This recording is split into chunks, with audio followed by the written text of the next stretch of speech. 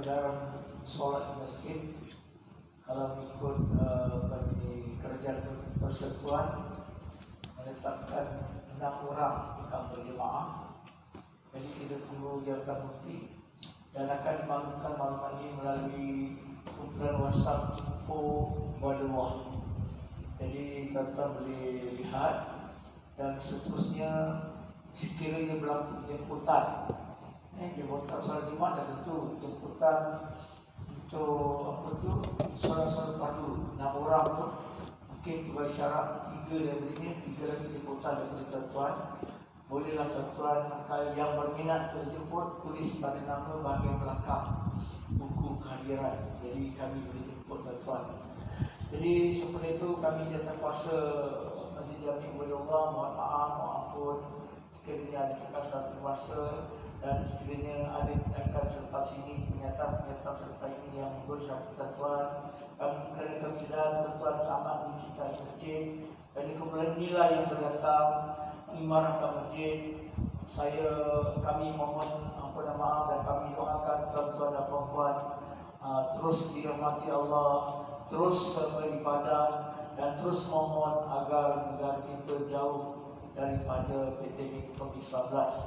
Oleh itu saya mohon selepas ini kita patuhi betul-betul SOP yang telah ditetapkan.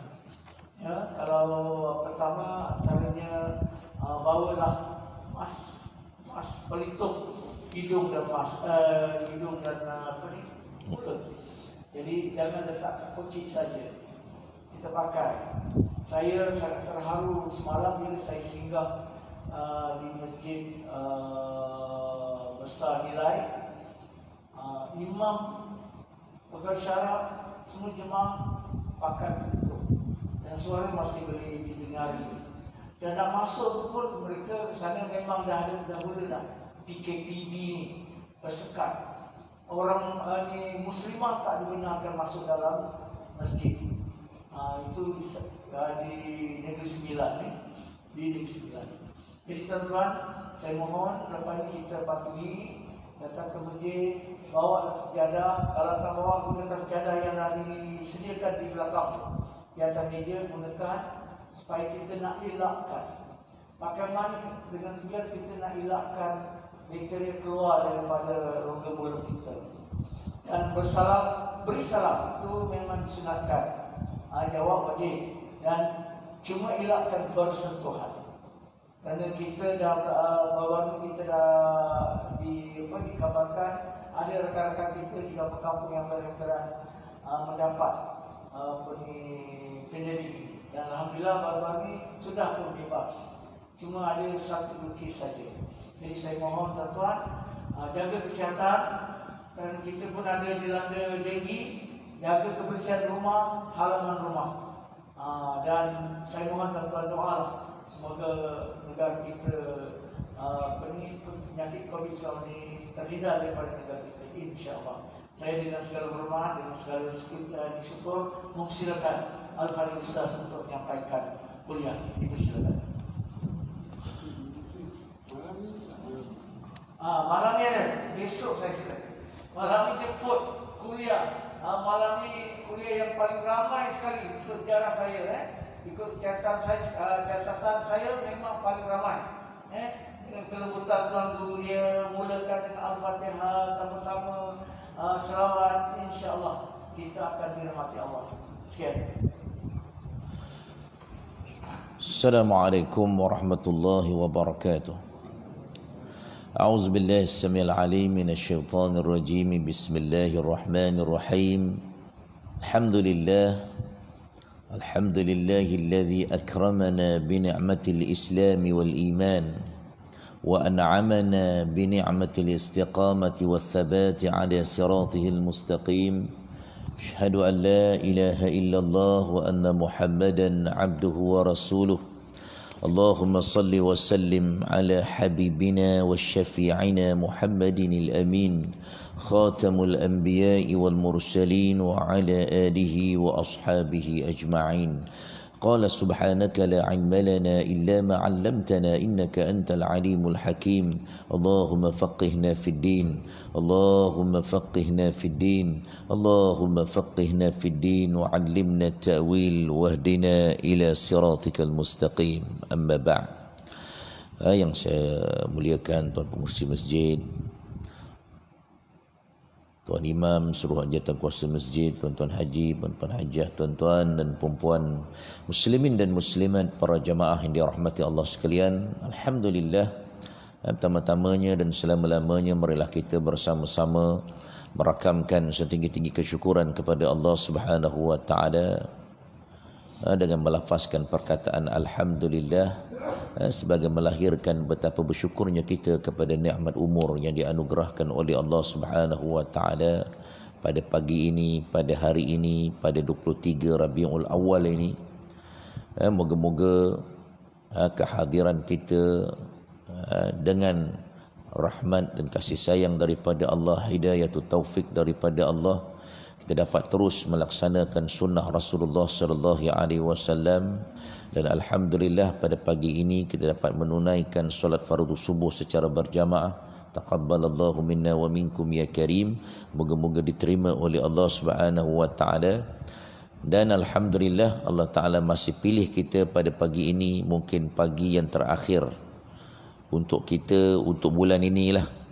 Minta-minta tak sambung lagi lah, sebulan lagi ke 2 bulan lagi sampai tahun depan. Wala'iyazubillah. Minta jauh daripada Allah Subhanahu wa taala. Allah taala meneruskan kemurkaannya kepada hamba-hambanya. Jadi kita banyak kalau berdoa pada Allah, banyakkan mendekatkan diri, berzikir, beristighfar, bertaubat kepada Allah Subhanahu wa taala. Moga-moga Allah taala dengan rahmat dan kasih sayangnya mengangkat penyakit ini, musibah ini daripada kita semua, insya-Allah. Jadi tuan-tuan dan puan-puan sekalian, kita pada pagi ini Allah Ta'ala bagi peluang untuk teruskan kuliah dalam mempelajari kitab Asy-Syamā'ilu Muhammadiyah untuk memupuk rasa cinta dan sayang kita kepada baginda sallallahu alaihi wasallam.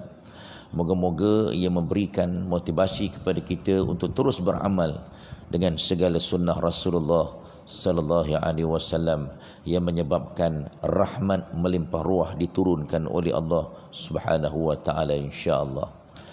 Jadi insya-Allah pada pagi ini kita akan teruskan berkaitan dengan ma jaa fi qauli Rasulillah sallallahu alaihi wasallam qabla at-ta'ami wa ba'da ma yafrughu minhu. Ucapan Rasulullah SAW sebelum dan selepas makan. Jadi sebelum kita nak makan sekarang ni, kita belajar pula ucapan Nabi sebelum dan selepas makan. Jadi sebelum itu marilah kita berselawat ke atas Nabi dan mulakan pengajian kita dengan ummul kitab, insya-Allah. Allahumma salli ala sayyidina Muhammad wa ala ali sayyidina Muhammad. Allahumma salli ala sayyidina Muhammad wa ala ali sayyidina Muhammad. Allahumma salli ala sayyidina Muhammad وعلى آل سيدنا محمد. اللهم صل على سيدنا محمد وعلى آل سيدنا محمد. اللهم صل على سيدنا محمد وعلى آل سيدنا محمد. اللهم صل على سيدنا محمد وعلى آل سيدنا محمد. اللهم صل على سيدنا محمد وعلى آل سيدنا محمد. اللهم صل على سيدنا محمد وعلى آل سيدنا محمد.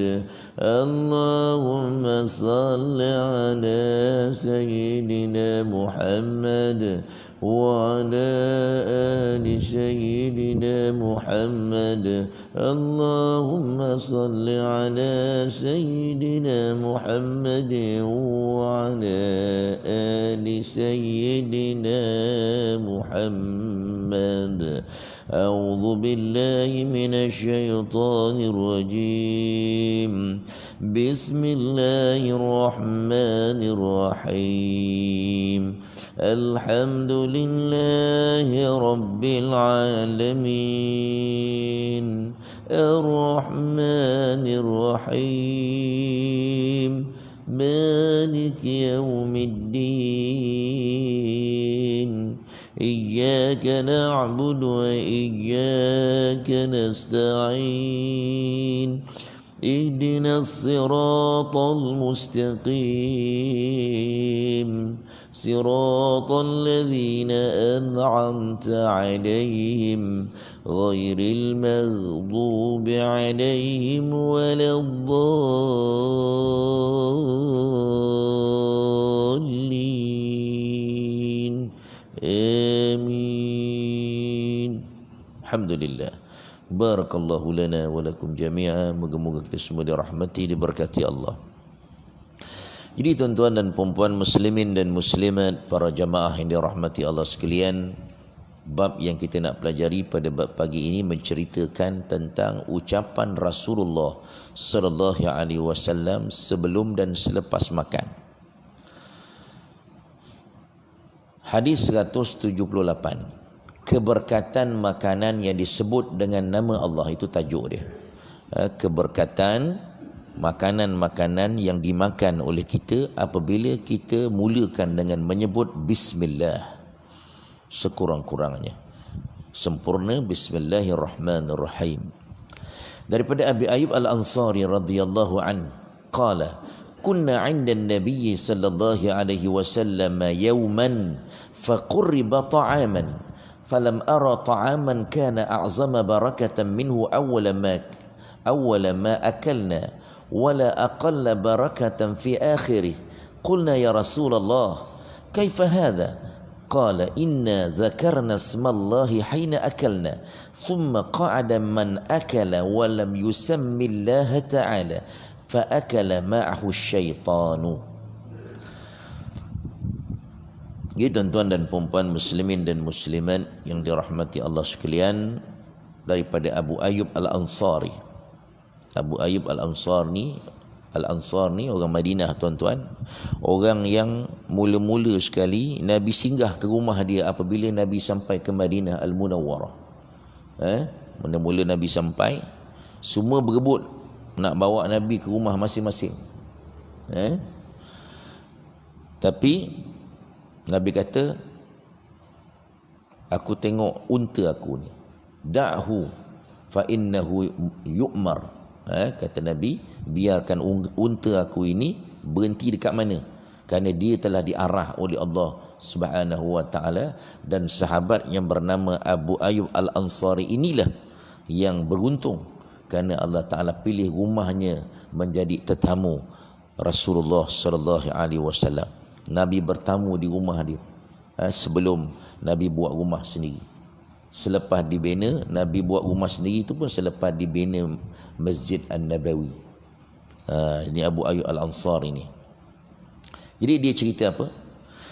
Dia kata, kami bersama dengan Nabi SAW pada satu hari, lalu dihidangkan suatu makanan kepada kami. Aku tidak pernah melihat makanan yang paling besar barakahnya daripada makanan tersebut pada permulaan kami memakannya. Sebaliknya pula, aku tidak melihat makanan yang paling kurang barakah daripada makanan tersebut pada akhir kami memakannya. Kami pun bertanya kepada Nabi sallallahu alaihi wasallam, ya Rasulullah, bagaimana boleh berlaku begini? Yakni makanan ini pada permulaannya banyak barakah, tetapi pada akhirnya kurang barakah. Jawab Nabi sallallahu alaihi wasallam, kita telah menyebut nama Allah ketika kita mula makan. namun di tengahnya ada orang yang baru duduk dan ia makan tanpa menyebut nama Allah, maka turut makan bersamanya syaitan yang akhirnya menjadi penyebab makan itu hilang keberkatannya. Subhanallah, Allahu Akbar. Jadi tuan-tuan dan puan-puan muslimin dan muslimat yang dirahmati Allah sekalian, hadis 178 ini nak menceritakan kepada kita tentang Nabi sallallahu alaihi wasallam makan bersama para sahabat baginda sallallahu alaihi wasallam. Pada permulaan mereka makan, terasa keberkatan makanan tersebut oleh para sahabat yang turut serta menikmati hidangan tersebut, antaranya Abu Ayyub Al-Ansari yang menceritakan hadis ini. Namun di penghujungnya terasa pula kepada mereka keberkatan makanan itu berkurangan. Maka mereka bertanya kepada baginda sallallahu alaihi wasallam. Baginda menjawab, ada orang yang baru turut serta bersama kita makan ni, dia makan tanpa mulakan dengan Bismillahirrahmanirrahim ataupun Bismillah. Maka ia mengundang syaitan makan bersama dengan kita, menyebabkan hilang keberkatan makanan tersebut, kata dia. Dan hadis ini juga nak memberikan pengajaran kepada kita bahawa kita disyariatkan, dan kita seluruh umat Islam disyariatkan untuk mengucapkan bismillah sebelum makan, dan ini menjadi faktor terhasilnya keberkatan daripada Allah untuk makanan yang kita makan. Dia nak mengajar kita nak makan mulakan dengan bismillah. Perhatikan apabila ditanya kepada baginda mengapa makanan yang akhir tidak seberkat makanan yang mula-mula tadi. Nabi menjawab, kerana ada orang yang datang kemudian duduk masuk bersama kita ni makan, dia tak baca bismillah, menyebabkan mengundang syaitan datang makan bersama-sama dengan kita, kata dia. Jadi jawapan Nabi menunjukkan kesan bismillah kepada terhasilnya keberkatan makanan. Bismillah ni tuan-tuan untuk mendapat keberkatan dalam apa jua amalan, bukan saja makan.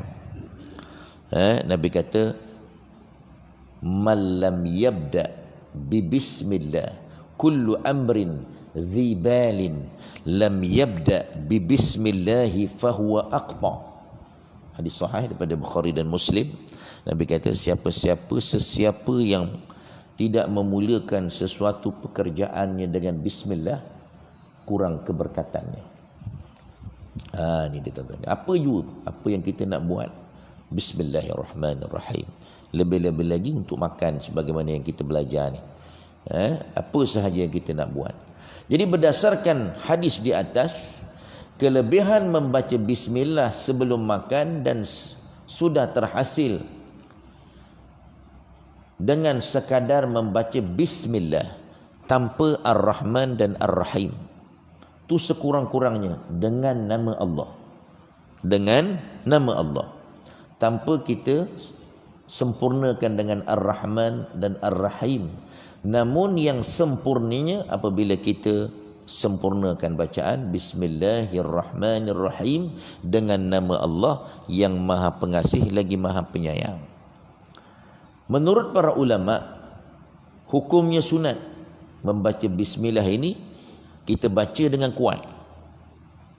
Untuk apa? Untuk ajar orang lain baca yang terlupa tu. Sebelum kita makan, Bismillahirrahmanirrahim. Orang pun teringat, ada tengok je makanan dah tak sabar dah. Kena perut dah lapau pula kan. Dah tak sabar-sabar dah. Terus je nak ngap je. Nak ngap pun minta lah. Mulakan dengan nama Allah. Pasal yang bagi makanan tu Allah.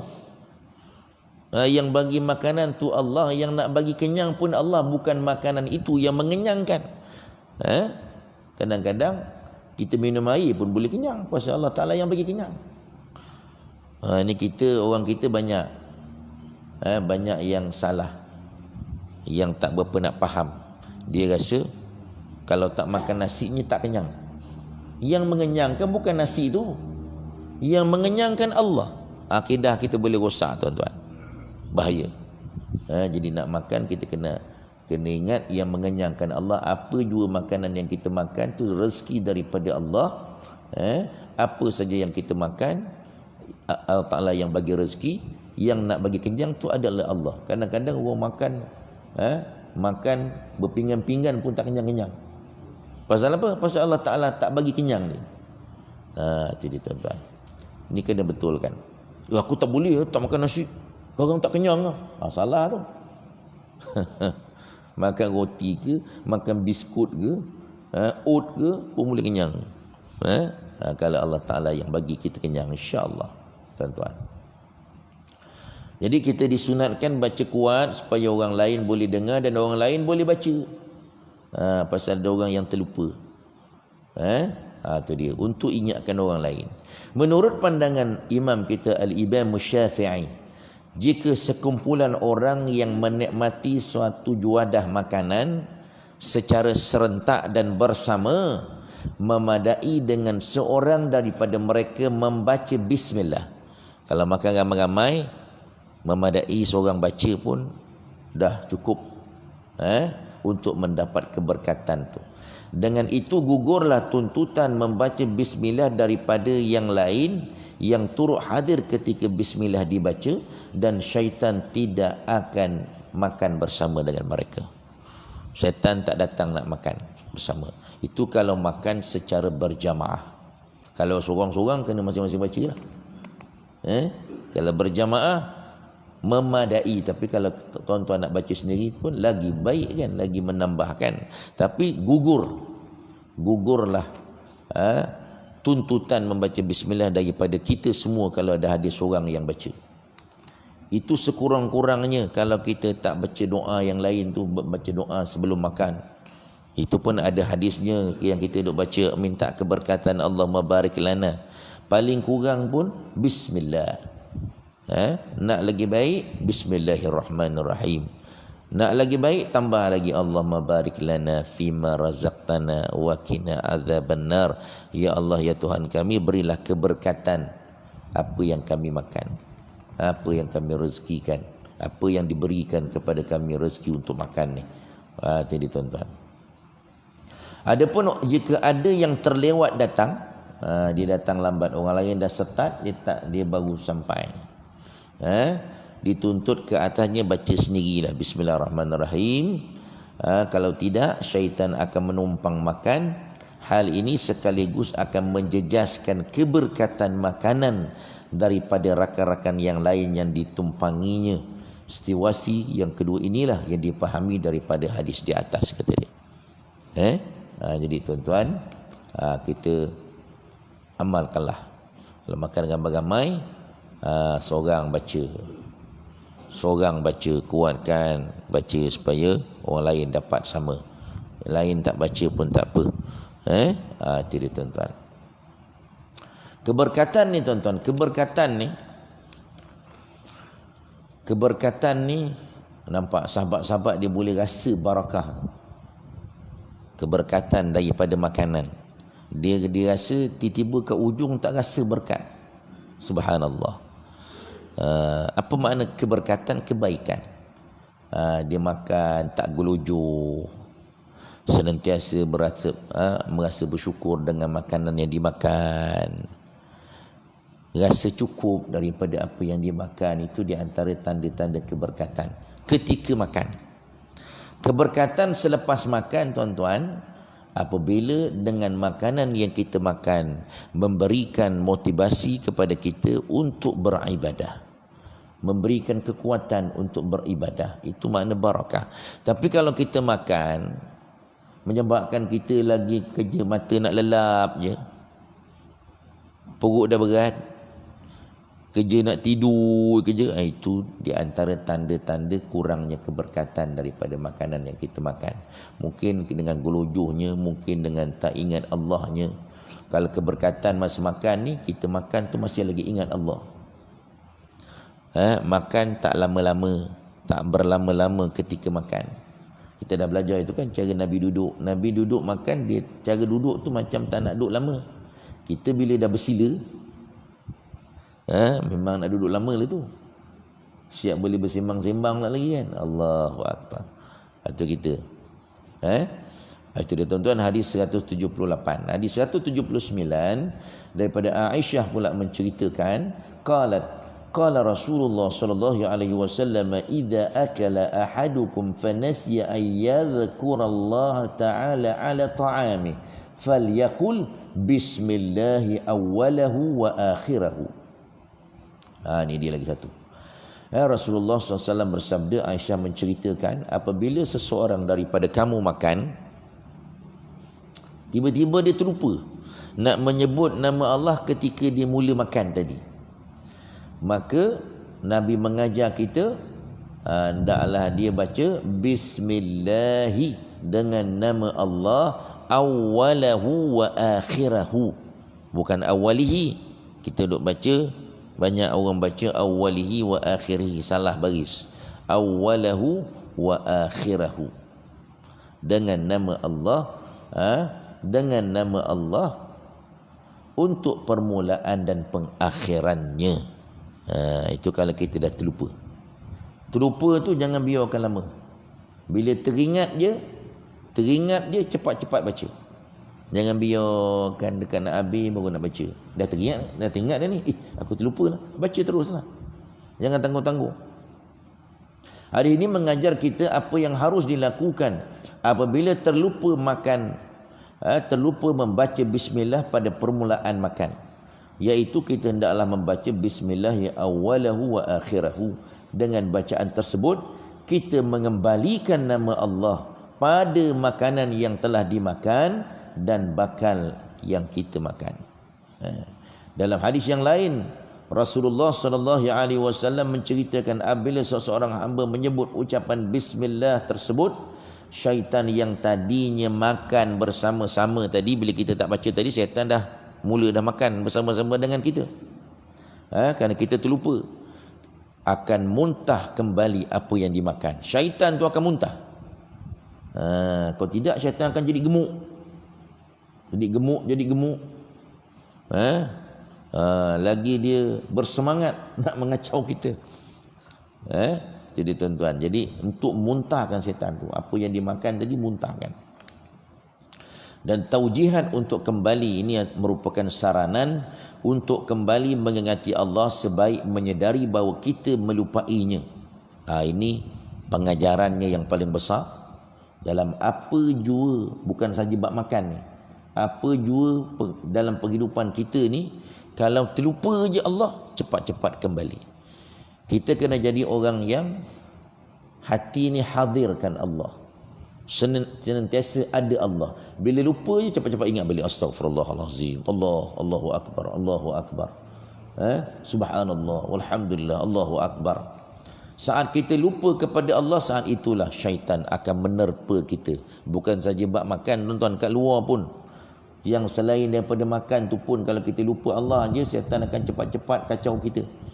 Dia terpa terus, terkam terus kita, menyebabkan kita lagi jauh daripada Allah.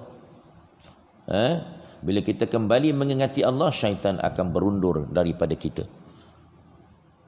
Ini nak mengajar kita ni tuan-tuan, dalam ujian COVID-19 ni, kita kena risau dengan syaitan ni. Ni risau dengan COVID-19 je. Tu sebab Allah Ta'ala, saya dah sebut dah itu kan, bala ni akan jadi teruk lagi kalau kita umat Islam masih jauh daripada Allah. Kita masih lagi tak nak datang masjid. Akhirnya nampak dah tak dapat datang balik. Dah sebut dah awal itu kan. Kita jangan sampai, saya dah kata dulu, jangan sampai Allah Ta'ala uji kita sekali lagi untuk kita tak dapat lagi datang ke masjid untuk sembahyang berjamaah, untuk sembahyang Jumaat, untuk datang belajar. Nampak Allah Ta'ala bagi sekali lagi ujian ni. Moga-moga lepas ni umat Islam yang tak datang itulah kita, insya-Allah, alhamdulillah, terus doa untuk istiqamah ni. Yang lain-lain tu yang tak pernah datang tu, lepas ni datanglah bila Allah Ta'ala dah bagi peluang semula. Jadi lepas ni duduk kat rumah, tetap solat berjamaah dengan anak-anak, semayang di awal waktu, tadarus Al-Quran bersama dengan anak-anak, teruskan amalan kita, amalan sunnah Rasulullah SAW. Amalan sunnah Nabi ni tuan-tuan akan menyebabkan Allah Ta'ala turunkan rahmat. Rahmatan lil alamin ni. Bila kita banyak amalkan sunnah Rasulullah, amalkan selawat, ajak anak-anak kita selawat ramai-ramai kat dalam rumah satu hari berapa kali, amalkan, insya-Allah rahmat ni Allah Ta'ala akan turunkan semula, insya-Allah. Okey, hadis ini di atas walaupun khusus ketika makan tapi beri pengajaran umum untuk semua keadaan dalam hidup kita, kata dia. Adab-adab makan. Hadis 180 daripada Umar bin Abi Salamah annahu dakhala ala Rasulillah sallallahu alaihi wasallam wa inda ta'amun faqala udnu ya bunayya fasammillahi ta'ala wa kul biyaminik wa kul mimma yalik. Ni adab makan. Apa adab makan tuan-tuan? Ni kita belajar ni, Nabi ajar. Daripada Umar bin Abi Salamah berkata, menceritakan beliau masuk menemui Rasulullah SAW. Di hadapan baginda ada makanan. Baginda pun berkata kepada dia, wahai anakku ya bunai. Pasal masa tu dia budak lagi. Hampirilah, marilah sini. Bacalah bismillah. Makanlah dengan tangan kananmu. Makan terlebih dahulu makanan yang paling hampir denganmu. Ni adab makan. Okey, dalam hadis di atas, dalam hadis ini Nabi mengajar anak tiri Nabi, Umar bin Abi Salamah ni anak tiri Nabi, adab-adab ketika makan. Yang pertama baca bismillah, ataupun dia panggil basmalah. Basmalah ni ringkasan kepada bismillahirrahmanirrahim. Makan dengan tangan kanan. Makan makanan yang ada di hadapan terlebih dahulu. Ini adab dia. Ambil yang dia duduk-duduk je dah tersilap duduk pula, kata dia, ya Allah, yang aku nak tu sana. Tak boleh ambil tuan-tuan. Ambil yang dekat dulu, nak barakah. Walaupun makanan yang depan kita tak apa nak suka. Jadi sebelum duduk cari pot yang elok. Ini duduk tak tengok-tengok kan. Lepas tu dah menyesal. Ya Allah, Nabi dah suruh ambil yang dekat dulu. Yang dekat tu tak berapa suka pula. Itu rezeki kita. Kena reda tu. Kita pun lepas dah ambil yang dekat, yang sana tu dah diambil dia orang. Allahu Akbar. Okey, makan dengan tangan kanan. Sebahagian ulama menyatakan perbuatan tersebut adalah sunat dan ada yang mengatakan wajib.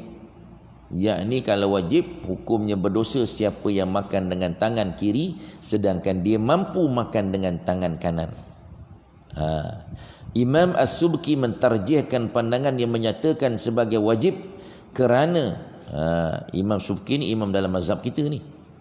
Dia kata wajib kerana terdapat ancaman jelas daripada Nabi SAW terhadap orang yang makan dengan tangan kiri. Juga dapat arahan daripada Nabi. Nabi kata apa? Idza akala ahadukum falyakul biyaminih wa idza syariba falyashrab biyaminih fa inna syaitana yakulu bishimalihi wa yashrabu bishimalihi. Bila seseorang daripada kamu makan, makanlah dengan tangan kanannya. Apabila ia minum, minumlah dengan tangan kanannya. Hal ini kerana sesungguhnya syaitan makan dan minum dengan tangan kirinya. Jadi bagi pendapat yang mengatakan sunat bukan wajib, maka makan dengan tangan kiri hukumnya makruh. Bagi yang berpandangan makan dengan tangan kanan adalah wajib, hukum makan dengan tangan kiri adalah haram. Itu dia tuan-tuan. Ini dikecualikan jika terdapat keuzuran seperti tangan kanan tu sakit, luka dan sebagainya. Maka ketika itu tidaklah makruh ataupun haram makan dengan tangan kiri. Okey. Menjamah makanan yang ada, kemudian yang kita boleh pelajari lagi, menjamah makanan yang ada di hadapan kita. Sebahagian ulama mengkhususkan adab tersebut bagi situasi bila makanan yang ada dalam talam atau hidangan yang sejenis sahaja. Maka tidak ada keperluan untuk kita menggulurkan tangan kita melebihi kadar untuk mengambil makanan yang ada di hadapan kita. Adapun jika makanan yang ada atau yang terhidang terdiri daripada pelbagai jenis, tidak menyalahi adab syarak untuk kita menggulurkan tangan bagi mengambil makanan lain yang tidak berada di hadapan kita, kerana ada keperluan untuk berbuat demikian, bukan semata-mata kerana sifat gelojo dan tamak, kata dia. Ada juga kata tak ada masalah kalau jenis dia banyak. Yang tadi cerita yang tak boleh ambil yang tempat lain dulu tu apabila makanan tu satu jenis. Bila banyak jenis tak ada masalah. Okey. Tapi yang afdalnya banyak jenis pun ambillah yang depan sebenarnya. Ini di antara pendapat ulama lah. Daripada hadis di atas juga kita dapat melihat cara didikan Nabi terhadap anak kecil. Nabi ajar daripada kecil lagi budak-budak ni, anak-anak ni, didikan dengan penuh kasih sayang, beramal dengan sunnah Rasulullah. Bila Nabi memanggil anak tirinya dengan panggilan, hampirilah wahai anakku. Itu cara Nabi bergaul dengan keluarga dia, begitulah dengan anak-anak dia.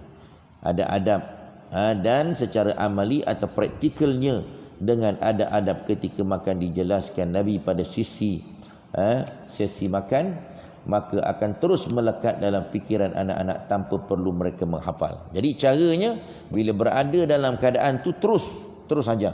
Jangan nanti lah kemudian baru nak cakap. Bila kita berada dalam apa-apa situasi pun, kita nampak benda yang tak betul, kita terus cakap ke anak kita.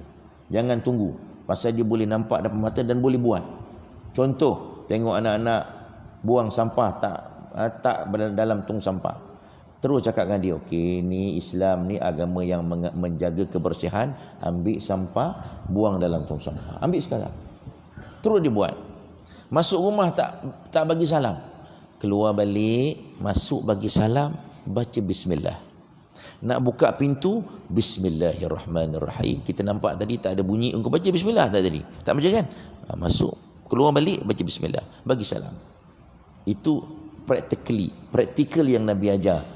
Masa tu juga kita ajar itu supaya melekat di kepala anak kita. Ini cara didikan Nabi SAW dalam keluarga. Begitu juga kita dapat mempelajari adab-adab yang perlu dipatuhi ketika makan, terutamanya mula makan dengan menyebut nama Allah dan makan dengan tangan kanan. Dan dengan adanya adab-adab ini dapat membezakan kita dengan orang yang bukan Islam dalam cara makan, tata cara makan. Kita sekarang dah makan pakai garpu, pakai sudu, cocok kerat dengan tangan kanan, cocok dengan kiri, makan dengan tangan kiri walaupun pakai garpu. Itu akan menyebabkan syaitan akan makan bersama-sama. Itu dia tuan-tuan. Kemudian teruskan lagi, kita habiskanlah boleh. Lepas ni dah tak ada sebulan ni. Bab makan boleh tunggu sikit lagi. Lepas ni dah cuti lama. Hadis 181, ucapan selepas makan. Daripada Abi Sa'id Al-Khudri, qala kana Rasulullah sallallahu alaihi wasallam idza faragha min ta'amih. Nabi bila selesai saja makan, Nabi akan kata apa? Alhamdulillahilladzi at'amana wa saqana wa ja'alana muslimina. Ada juga kita duk baca wa ja'alna minal muslimin. Ini riwayat hadis ini wa ja'alna muslimina. Rasulullah bila selesai makan dia akan baca, segala puji bagi Allah yang memberi kami makan dan memberi kami minum dan menjadikan kami orang-orang Islam. Hadis 182 daripada Abi Umamah, qala kana Rasulullah sallallahu alaihi wasallam idza rufi'atil ma'idatu min baini yadayhi yaqulu alhamdulillahi hamdan katsiran tayyiban mubarakan fi ghaira muwadda'in wala mustaghnan anhu rabbana. Ini lagi satu lagi doa Nabi yang kita boleh belajar. Rasulullah SAW apabila selesai saja makan, diangkat hidangan daripada hadapan Nabi, Nabi akan membaca alhamdulillahi hamdan katsiran tayyiban mubarakan fi. Segala puji-puji bagi Allah yang banyak, yang baik atau bersih daripada riak dan sebagainya, yang diberkati di dalamnya padanya, yang tidak ditinggalkan, yakni akan terus diucapkan dan tidak akan dapat lari daripadanya, yakni pergantungan kepadanya, wahai Tuhan kami. Ini bila makanan diangkat daripada hadapan kita. Ini doa yang dibaca. Tafsiran hadis di atas mengemukakan doa ma'thur. Ini doa daripada Nabi untuk kita ucapkan selepas makan atau minum. Selain doa tersebut, ada lagi doa yang maksud daripada Nabi dibaca selepas makan. Alhamdulillahilladzi at'amani hadha wa razaqanihi min ghairi hawlin minni walau quwwah. Segala puji bagi Allah, milik Allah, Tuhan yang memberiku makan makanan ini dan mengurniakan rezeki dengan tanpa daya dan tanpa kekuatan daripadaku. Jadi pengajaran yang kita boleh ambil, doa yang diucapkan oleh Nabi selepas makan di atas mengajar kita supaya mensyukuri setiap nikmat dan pemberian Allah Ta'ala dengan mengucapkan tahmid dan mengakui bahawa semua nikmat itu datang daripada Allah belaka. Kita hanya berusaha dan berikhtiar, Allah yang memberi. Jadi kurang-kurang kata para ulama, tuan-tuan, sekurang-kurangnya Alhamdulillah. Itu paling kurang lah. Sama juga bila kita sedar daripada tidur, kurang-kurangnya sebut Alhamdulillah. Kalau tak ingat nak baca doa panjang-panjang macam ni, Alhamdulillah, makna kita telah bersyukur kepada Allah.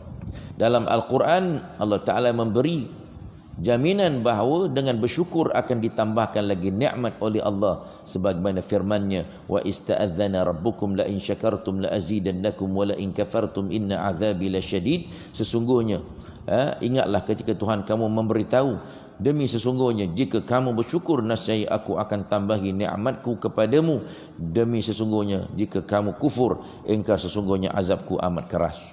Hadis 183, ada dua hadis lagi daripada Aisyah radhiyallahu anha, qalat kana an-nabiy sallallahu alaihi wasallam ya'kulu at-ta'ama fi sittatin min ashabi faja'a a'rabi fa'akalahu bi luqmatayn faqala Rasulullah sallallahu alaihi wasallam law samma lakafakum.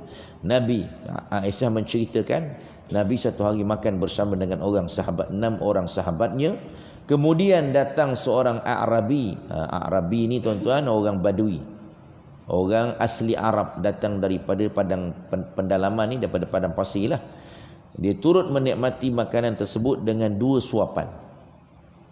Lalu baginda SAW berkata kepadanya, jika ia membaca bismillah, nescaya makanan ini akan cukup untuk kamu semua.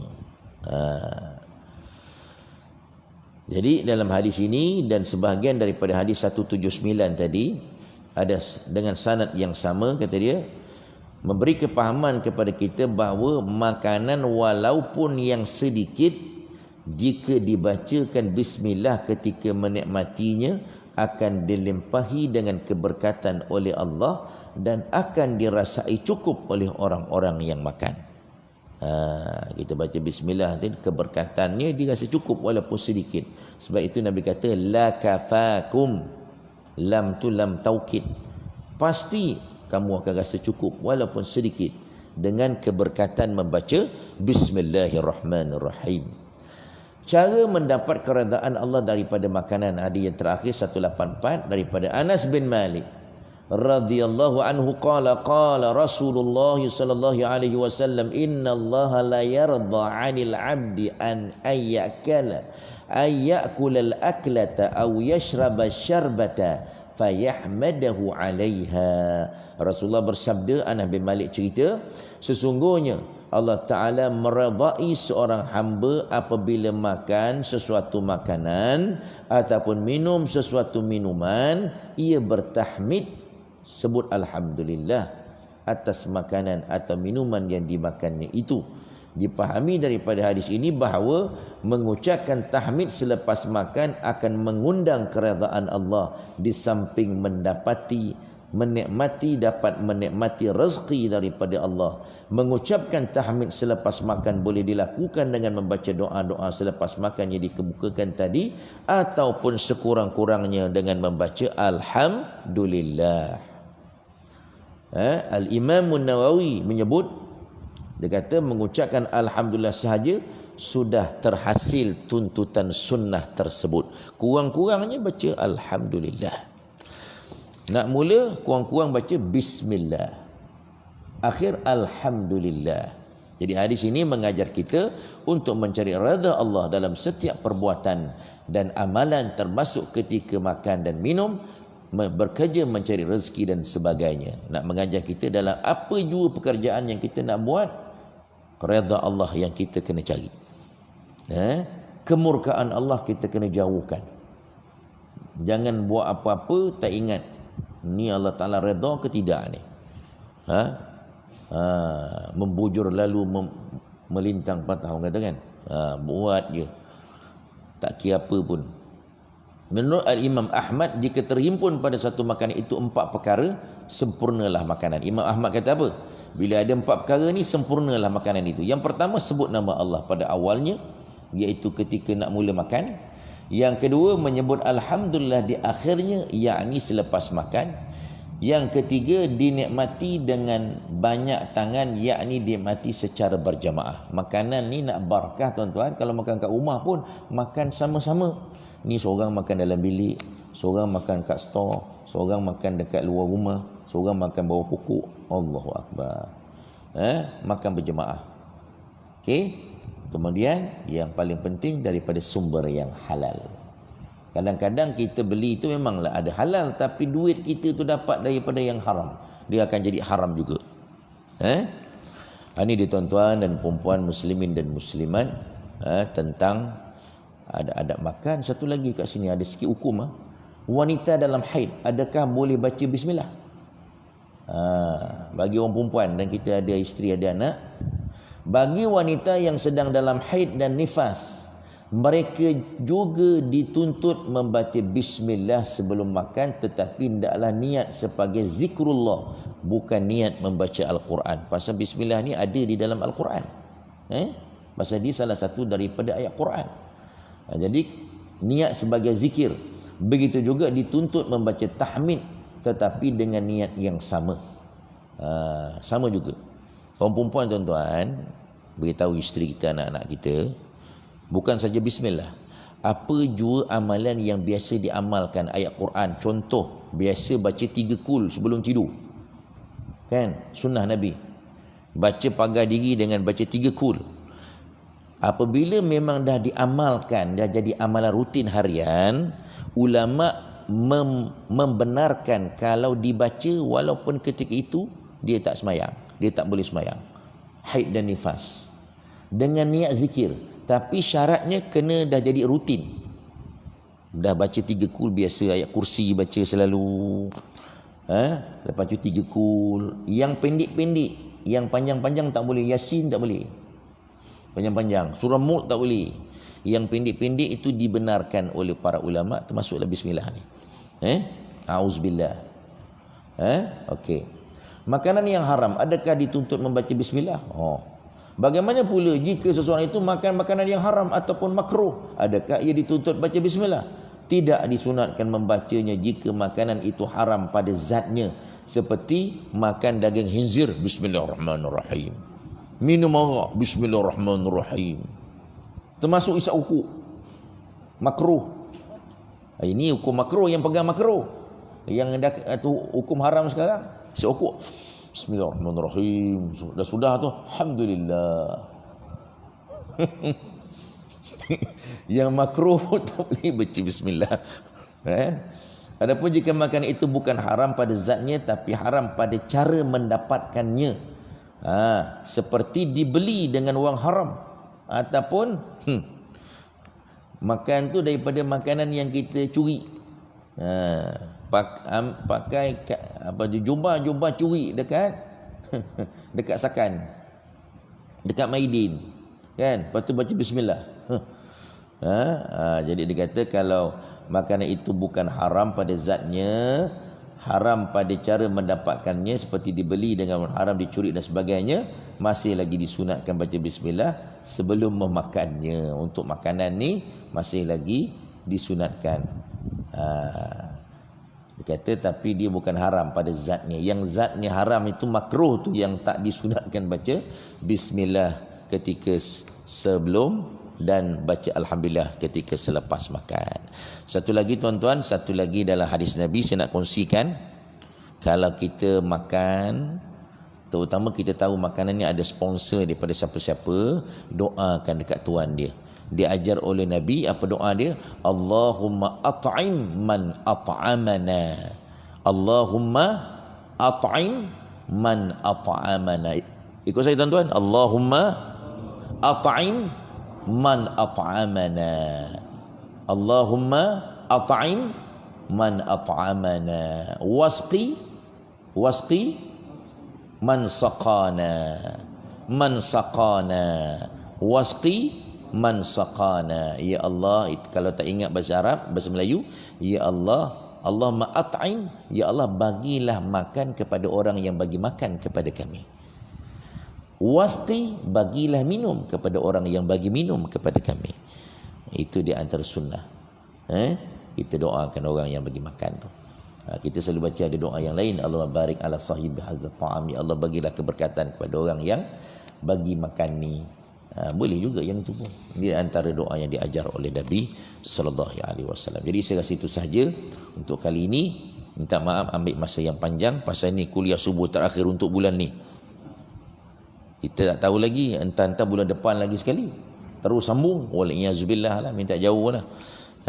Jadi itu yang kita panjang sikit nak habiskan hadis tentang adab-adab makan ni. Supaya kita sempurnalah dalam belajar adab sebelum dan selepas makan. Boleh insya-Allah. Ada soalan?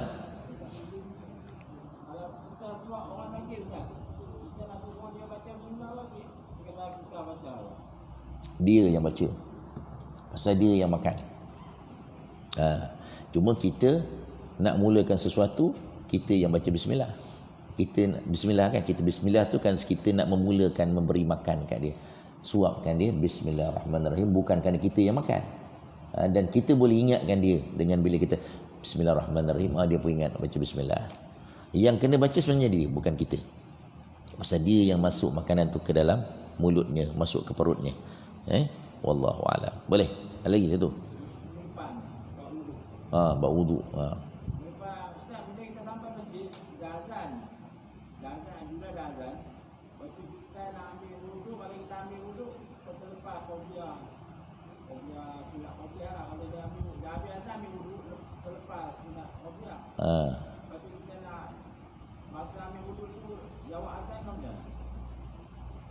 Masa ambil wuduk jawab azan. Kalau kita ambil wuduk, tunggu sampai azan habis, terlepas sunat qobliyah, nak ambil wuduk tapi terlepas sunat. Yang mana tu azan? Kalau kita jawab tunggu azan sampai habis, jawab lepas tu kita ambil wuduk, wanda habis sunat qobliyah. Cepat now masjid tu. Baru ambil wuduk dah habis. Baru habis azan dah terus semayang. Ada juga yang tak semayang sunat maghrib, yang biasanya qobliyah maghrib tak ada. Itu yang cepat tu kan. Kalau yang lain-lain tu biasa sempat. Yang lain sempat. Masjid kalau kita macam tu, masjid yang macam tu biasa maghrib. Biasa kan sunat maghrib ada yang masjid yang tak buat kan. Dia lepas azan dia terus iqamah je. Itu memang kita tak sempat lah, kita nak tunggu habis azan dulu. Sekarang kita tak sempat takbiratul ula tu, rugilah kita. Jadi kalau macam tu tak apa, boleh sambil-sambil ambil semayang, boleh jawab, tak ada masalah pun. Tapi afdal kalau masjid tu memang biasa, macam biasa dia lepas azan sembahyang sunat dulu, yang tu kita tunggu lepas azan baru kita ambil, baru kita jawab, baru kita ambil wuduk.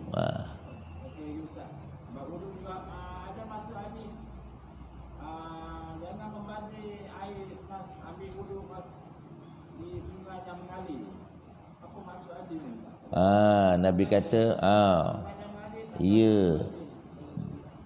Nabi nak mengajar kita ambil semayang ni tidak boleh membazir. Walau kunta fi nahri jarin, walaupun kau berada dalam sungai yang mengalir pun tak boleh membazir, kata dia. Nak ajar kita ambil wuduk ni tidak boleh kita berlebih-lebihan. Walaupun dalam sungai pun. Kalau nak mandi. Nak ambil wuduk, ambil wuduk. Nak mandi dulu, lepas tu ambil wuduk. Boleh kita sambil mandi tu menyelam, minum air. Niat sekali berwuduk boleh, tapi itu tidak sunnah. Lepas mandi baru ambil wuduk dan tidak boleh membazir walaupun dalam air sungai yang mengalir. Lebih-lebih lagi dekat luar sana yang bukan dalam sungai. Sampai tercabutlah kepala paip baru seminggu. Seboleh-boleh buka sama tuan sampai habis. Lepas tu dengan basah baju dia, dengan orang belakang pun basah sekali. Itu membazir lah tu. Kita dah sebut dah itu. Yang boleh lebih basuhannya apa? Tangan sampai pergelangan, sampai di pertengahan lengan, dan basuh kaki sampai pertengahan betis. Itu saja yang boleh dilebihkan. Yang lain tak boleh lebih. Dia kira membazir. Kalau kita rasa panas sangat, mandilah dulu. Ni pasal panas. Biasa orang tepuk kat belakang ni, dekat tengkuk dia, dia basahkan tengkuk kan. Mandi dulu, lepas tu barulah ambil air sembahyang kalau ada panas sangat. Dah. Okey. Boleh. Wallahu a'lam bissawab. Kita tangguh dengan baca surah Al-Asr dan tasbih kafarah. Bismillahirrahmanirrahim. Al-'asr innal insana lafi khusr lilladzina amanu wa 'amilus salihat wa tawassaw bil haqq wa tawassaw bis sabr. Subhanakallahumma wa bihamdika asyhadu an la ilaha illa anta astaghfiruka wa atubu ilaik. A'udzubillahi minasyaitonir rajim. Bismillahirrahmanirrahim. Alhamdulillahi Rabbil Alamin. Wassalatu wassalamu ala rasulihil amin wa ala alihi wa sahbihi ajma'in. Ya Rabbana lakal hamdu kama yanbaghi li jalali wajhika wa azimi sultanik. Allahumma anfa'na bima 'allamtana wa 'allimna ma yanfa'una wa zidna min 'ilmika ya Rabbil Alamin.